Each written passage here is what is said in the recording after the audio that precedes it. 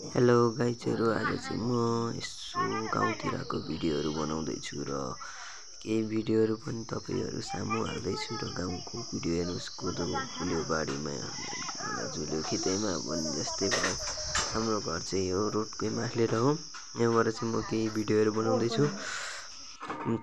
हेर्नुहोस् ल, यो इस्कुसको झाङ अहिले चाहिँ कार्तिक मङ्सिरमा चाहिँ इस्कुस खाने बेला हो। त्यही भएर म चाहिँ इस्कुसको झाङ देखाउँदैछु।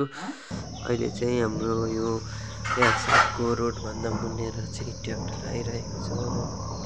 हाम्रो चाहिँ यो ट्र्याक्टर आइरहेको छ, बाटो बिगार्न काम लागिरहेको छ। हेर्नुहोस् तपाईहरुले पनि, चाहिँ हाम्रो गाउँमा चाहिँ ट्र्याक्टर आइरहेको छ। केही ढुङ्गाहरू लिनको लागि आएको होला।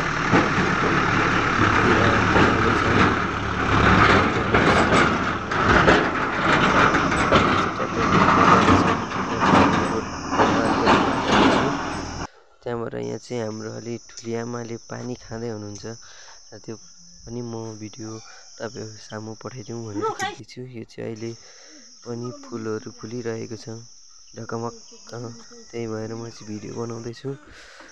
हेर्नुहोस्, यो फुलहरू फुलेर ढकमक्क भएको छ, त्यही भएर म भिडियोहरू बनाउँदैछु। फुल पनि हेर्नुहोस् कस्तो खालको फुल मनपर्छ, तपाईहरुले पनि कमेन्ट गर्नुहोला। अहिले चाहिँ कार्तिक मङ्सिरमा चाहिँ कोदो टिप्ने भएकाले अहिले चाहिँ कोदो टिपेर आँगनमा सुकाइराखेको छ। बिस्कुन भन्छ अहिले यसलाई चाहिँ, सुकाएकोलाई चाहिँ बिस्कुन, कोदो सुकाएको।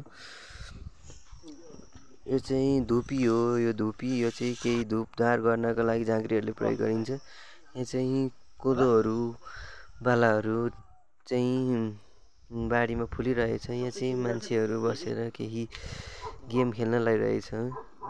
चाहिँ म चाहिँ गाउँको भिडियो यार्सा ठगरी गाउँको भिडियो बनाइदिउँ न भनेर म चाहिँ चौर बसेर भिडियोहरू बनाउँदैछु र हेर्नु होला। छोटो मिठो भिडियो। यहाँ चाहिँ दाइहरू यसो टाइम पास गर्नको लागि केही गेमहरू खेल्दै हुनुहुन्छ र यो चाहिँ हाम्रो गाउँ हो। यो चाहिँ कस्तो लाग्छ तपाईहरुलाई, राम्रो लाग्यो भने कृपया लाइक कमेन्ट सब्स्क्राइब गर्नु होला। यहाँ चाहिँ हजुरबुवाले एउटा बाख्राहरू लिएर आउँदै हुनुहुन्छ। Thank you so much.